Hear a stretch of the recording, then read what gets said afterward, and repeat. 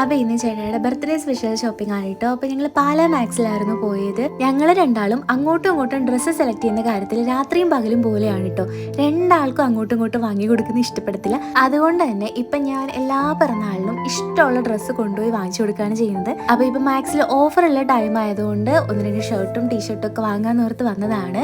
അപ്പോൾ ഒരുപാട് ഓഫറിലുള്ളതും ഓഫറിലില്ലാത്തതും ഉണ്ടായിരുന്നു. ഇവിടെ ഇനി 3 ദിവസം കൂടി ഓഫർ ഉണ്ടെന്ന് പറയുന്നത് കേട്ടു.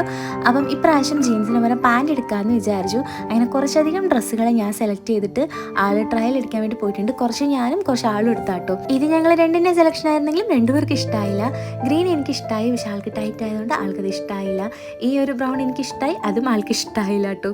അങ്ങനെ ഭയങ്കര പ്ലെയിൻ ആണെന്ന് പറഞ്ഞു. രണ്ടാൾക്കും പിന്നെ ഒരുപോലെ ഇഷ്ടമായത് ഈ ഒരു ഗ്രീൻ ആണ്.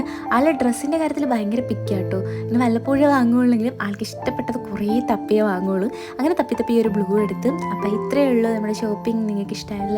By dears.